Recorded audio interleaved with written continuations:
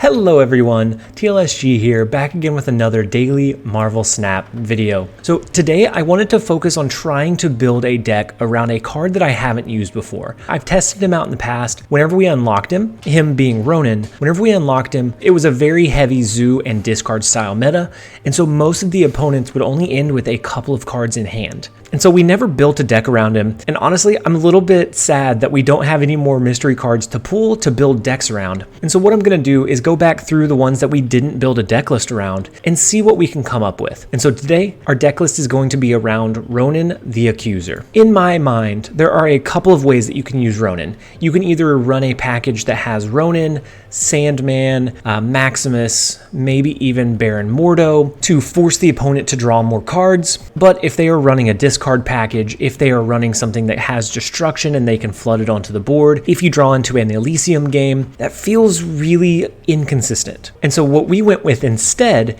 is a Mr. Negative. And I know Mr. Negative is all over the board right now, but when you have so many 0 power cards that you can inverse into, it just feels so strong when you can hit it. And we can do some crazy things like making a Sandman cost 1 and have 4 power, so we can drop him along with Sunspot, along with a few other things to make sure that the opponent can only play 1 card, and then we can play 1 card as well. But if we have something like Sunspot on the board, we're going to play a 0 cost card. We'll be able to absorb our extra energy each turn to grow stronger in the Sunspot lane while still pushing a lot of power onto the board. And so running through the deck list really quickly, we have Sunspot, who is going to be a cheap 1 cost card, plus if we drop Sandman, we are going to have an insane amount of energy left over each turn if we did hit the Mr. Negative. And so Sunspot in this deck list is going to get and grow pretty large. We have Psylocke. She is our main ramp enabler. She is here to help us ramp from 2 into a 4 cost drop on turn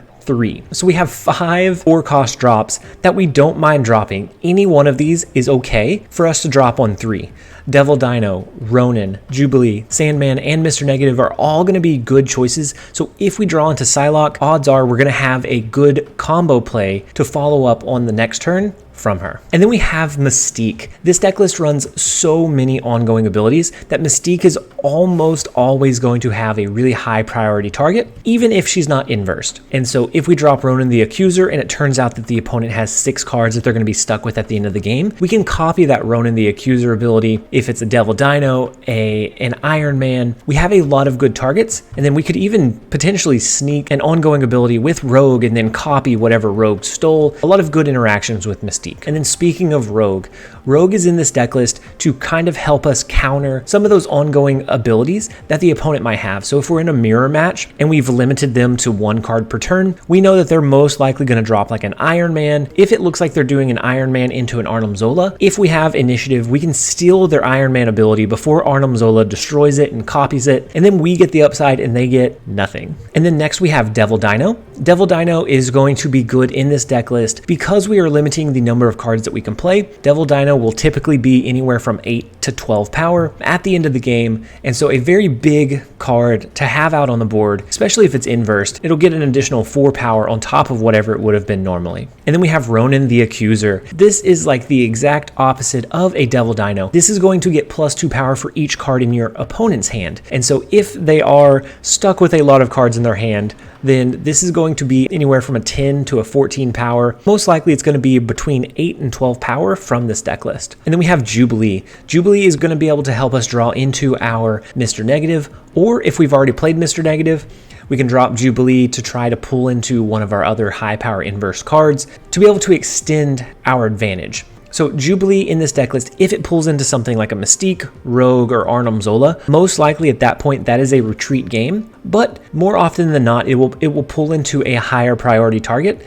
than one of those 3. And then we have Sandman. So Sandman in a lot of Mr. Negative decks feels counterintuitive. You have a lot of low cost cards now, and you want to flood them onto the board. But if we are going against a mirror match, if we are going against something that wants to flood that power onto the board, then we can limit that. So if we can recognize that they're running a Mr. Negative Sarah Swarm, or just a regular Sarah Swarm, any kind of zoo style deck, anything that they're going to want to play a lot of cards, we can play our Sandman, and we get some pretty decent upside in our inversed Iron Iron Man, our Arnim Zola, the leader play, Mystique, all really good cards, even if it is the only card that we drop that turn. And then we have Mr. Negative. He is going to be the main enabler for this deck list. It can still win without it, but Mr. Negative definitely helps us to elevate that play level to get to the point where we can win easier. We have Iron Man, who's great on his own, but whenever he's inversed, he's going to be essentially a 10 power card wherever you drop him.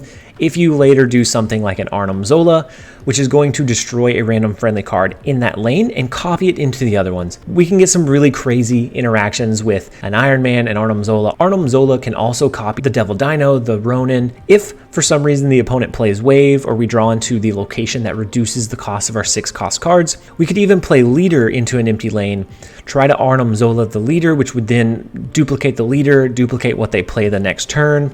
We could do some really nutty interactions with Arnim Zola. And then lastly, we have Leader. Sometimes we're already going to be competitive in more than one lane. If we drop Leader and we've already restricted them from playing only 1 card per turn with Sandman, Leader can help us get that strategic advantage by playing him, and he will copy whatever they play. There's a few interactions where we wouldn't want to run this, but more often than not, with Sandman, he is going to be a good follow-up card. And so that is the rundown of the deck list. We are going to go ahead and jump into a few games. I hope you guys enjoy. All right, so first up we have Dapper Dog, and in our starting hand we do have our Sunspot, which is going to be a great card for us, especially in Miniaturized Lab. Unless they have a Killmonger, an Electra, something to kill our Sunspot, he is going to be able to be safely tucked away behind the Miniaturized Lab just to be able to sit and wait and grow over time. Okay, so Dapper Dog drops an Iceman. It hits our Namor, which we pulled Namor from the hub, so we're not too worried about that particular play. And then we are going to have to skip here, depending on what we draw or what they drop or what it looks like next turn and what we get from X-Mansion. We may either do Sandman, we may do Ronan, followed by, ooh, that is amazing. Let's see what they got. They got a morph. So do they morph into an Arnim Zola, which then hits an Iceman into 2 other lanes, actually just 1 other lane because Miniaturized Lab is locked down. But it does touch our Mystique, which does feel unfortunate here. But with the Iron Man and with the Sunspot tucked away safely back here, we were going to go ahead and go with the Sandman play. That would at that point limit them to 1 card per turn, and then we could next turn do something like a Ronin or a Devil Dino if we thought that was going to be more beneficial. And then on turn 6, we could either do a Mystique or a Leader play to either really elevate the X-Mansion or to push power wherever we felt like we needed it. But they did retreat, so let's go ahead and jump into another one. All right, so next up we have Hall.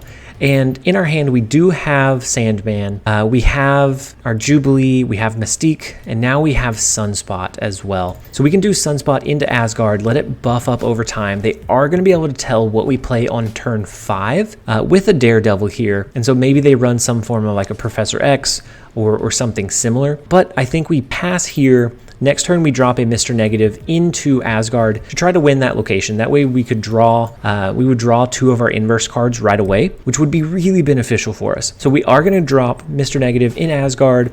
That's going to give us 9 total power. They may have us beat. They do with a Warpath, which is, huge. That is okay. We still have the inversed cards. And so we could either slow them down with Sandman, but with a deck list like this, I don't think we need to. Because if we did slow them down, they are just going to be able to drop like a Hobgoblin, a Destroyer, something similar. So we're going to do a Devil Dino into the Space Throne. We're going to copy that ability with Mystique over into Shadowland. The reason we're dropping both of those this turn is because they have the Daredevil. If they have a Professor X, a Hobgoblin, something that they want to send our way, all of these cards are going to be able to continue to grow in power. So if we needed to skip and get more power, we could. If we needed to play additional cards over there, or we have ways to continue to grow that power, even if they lock down the lane with the Professor X. And so that's going to make that play, or that particular play line, very difficult for them. Okay, so they do end up using Professor X into Asgard here. So interestingly enough, that means if they, that would mean if they had a Destroyer, They could play it here, it would destroy the Shadowland. Technically, they would win these two. But if we passed, we did absolutely nothing. They would have to swing these 2 lanes because our power level with the Sunspot with a pass would come up over their Professor X. And we knew that their Nova was locked behind the Professor X. They couldn't destroy it. And so we do get lucky. We do get the upside of the Destroyer game. And so we are going to go ahead and jump into another one. All right, so next up we have Hall again. Which is actually our 3rd time in a row facing Hall. The first time we did end up losing. The second time we came back and we won. And then now we are in match 3. So this is the tiebreaker. And so they drop a Scorpion, which is nice. It does reduce the power level of just about all of our cards here. We have the potential Sandman, but against the Destroyer deck, Sandman is not great. They don't run a lot of cards each turn. The cards that they run are meant to be or highly impactful. And so we're going to drop the Mr. Negative into Nidavellir. That's going to give us some inversed cards. Depending on what we draw into, we may do an Iron Man plus an inversed card. We may do, I'm not sure, maybe an Iron Man, and then we can plan on doing an Arnim Zola after the fact. Ooh, so we get a Ronan, which isn't going to be incredibly huge, but it's big enough, right? So this is a turn 5 play. They don't have the Daredevil. We could do Ronan here to surprise them. We could do a Jubilee, which would potentially pull into our Devil Dino. It could pull into our Mystique, which would copy the Ronan ability, or it could pull into our Psylocke or Sunspot. So there's 2 good targets and 2 bad targets. So because of that, we're going to go with Iron Man into Monster Metropolis here. Odds are we are not winning this one. Ooh, so they do Professor X. They take the gamble in the Gia, but knowing that they had a Destroyer deck, we were able to anticipate that. Unless they can dump their hand, and even so, we have 4 power on the Ronan, and so I don't think we have to worry about that now. But now the Iron Man play here feels silly because we can push it over. That would end up being a 4 power Iron Man, and so it would be a 12 power, it'd be 24 power push in this lane. I think we drop our leader here. This would put us at 16 power in the Nidavellir lane. If they do their Destroyer here, that's fine.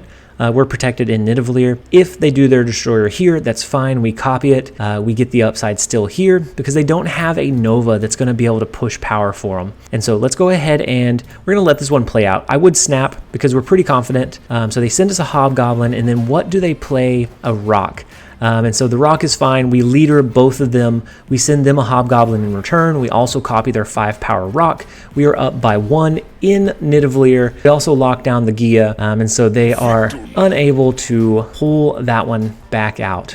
So we do end up winning the tiebreaker. We're going to wait just a minute to try and match up against somebody different. All right, so next up we have Starscream, and we are going to go ahead and play our Sunspot in the first location because we know that is a beneficial location or a neutral location.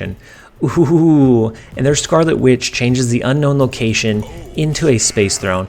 It doesn't matter what we have, what we play. That is really, really difficult. If it was a 1-cost card there, they could potentially kill it with a Killmonger. But being a 2-cost card in Space Throne, they have no way to pull it out. Just feels absolutely awful. All right, next up we have Crispy Snacks. And we're going to use our Sunspot into the middle location this game. Typically we go with the far right. For whatever reason, we're feeling middle this turn, but maybe we shouldn't have. And so we will have a pretty high power drop on turn 4. So if they invest resources there, maybe it's that we don't use our Mr. Negative and we protect our Sunspot upside, but I just don't know. And they're running a Daredevil, so this could be another Destroyer deck, which feels kind of unfortunate. Okay, and so they drop a Lockjaw. Interesting. I'm guessing they're not a Destroyer deck, but we are going to go ahead and go 2, 4, 6, 8, 10. We're going to go with a 10 power push, which it all comes down to the rotation. Let's go ahead and snap. Most likely, after this coin flip, if we win it, they retreat. If they win it, we retreat. So I want to make it a little more interesting and up the stakes just a little bit before we lock that in. And so we know that we have a decent, respectable power level of 16. And so if they're running a really high power deck, ooh. So the Professor X is going to stop all things from rotating, all things entirely. And so we end up winning that location. And then we do have our Mystique here that we can play. We can actually play more than one card each turn, but with this list, I don't think we want to. We're gonna copy our Mystique, which would copy Devil Dino. They end up retreating because that's really difficult to overcome, especially if you're relying on that Daredevil Professor X interaction. It was really unfortunate to have that pull from your Jubilee there. Next up we have Genathon, and they're running a Sarah avatar. I wonder if they're running Sarah or if they just think that one looks cool. But either way, the first location is Sanctum Sanctorum. The double on reveal is going to be decent for a Jubilee if we don't have our Mr. Negative already. With Sanctum Sanctorum, we do run Arnim Zola, so we're going to be able to push power sideways or go wide with our power level. And so if they don't have a way to push that power themselves, then we are going to have a pretty distinct advantage against them. So it looks like they're running probably either a Sarah Storm, a negative Sarah Storm, and if I know those deck lists, there are of course variations to them. They don't typically run a go wide card, but this one has Nightcrawler, and so they will be able to push him over into that lane. I think we go with the Casino here. They are feeling confident about their Nightcrawler. We're feeling confident about our Jubilee. Our Jubilee is going to pull into 2 cards.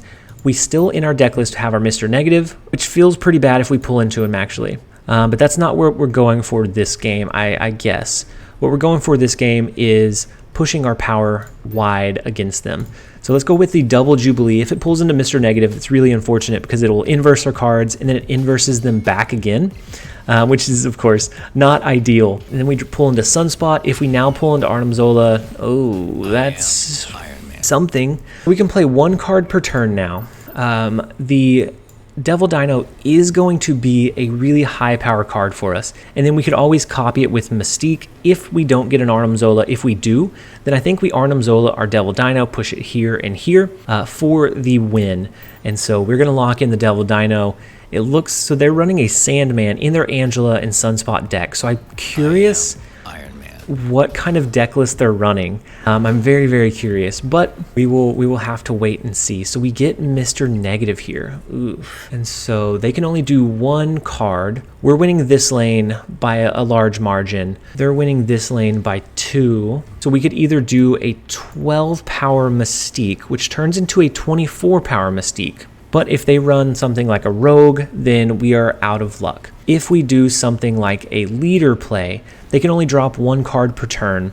We could copy whatever they play into Kamar Taj, and then if they are running a leader themselves and they run it here, then we'll get more upside out of the leaders. We'll get 1 additional leader to maintain our lead here. I think the play is going to be leader.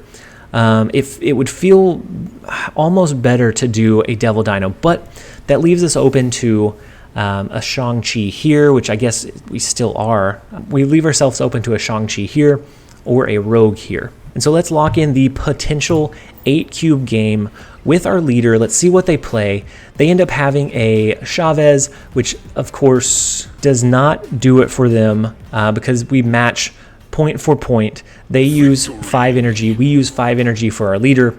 We extend our lead with Titan. We tie in Kamar Taj as a result. So we would have been fine with the Devil Dino there. With the Mystique, it would have pushed us way up over. But I think even though it was more power points, it left us open or more vulnerable to several other potential combos that would lead us to a loss. And so we will happily collect our 8 cubes and move on. All right, so next up we have Juked. And we do have Psylocke and our Mr. Negative here. So we are going to snap right off the gate, right out of the gate, right off the bat. Next turn we will drop our Psylocke, and then we could either do Mr. Negative, or if it maybe looks like they're going with a wide deck, we could do Sandman, but I think more than likely we will do Mr. Negative. And so I'm going to go ahead and do our Psylocke into Titan. That way we can drop additional resources there if we need to. After this turn, Miniaturized Lab is going to lock down. So we don't want to send any cards wide until turn 6. And so we will do our Mr. Negative. That leaves us room to drop into Atlantis alongside an Arnim Zola if we have something that we want to push the power level off to the side. And so actually we could even do an Arnim Zola to the Green Goblin, which would then send it here and here, interestingly enough. So they're running a Scorpion and a Green Goblin. That's pretty standard in like destruction style decks, right? Because I would do the Sandman, but I think instead what we're gonna do is go with a Devil Dino. We could go with a leader next turn, and then depending on what else we draw into. So we have the Devil Dino, which is gonna be a decent power level. They have a Daredevil so that they can see what we're pushing this turn. So in that case, in order to avoid the potential Professor X, we could drop leader here, but then that would tell them that they don't want to drop any resources. And so I think we go ahead and lock in the Ronan as well as the Sunspot into Titan.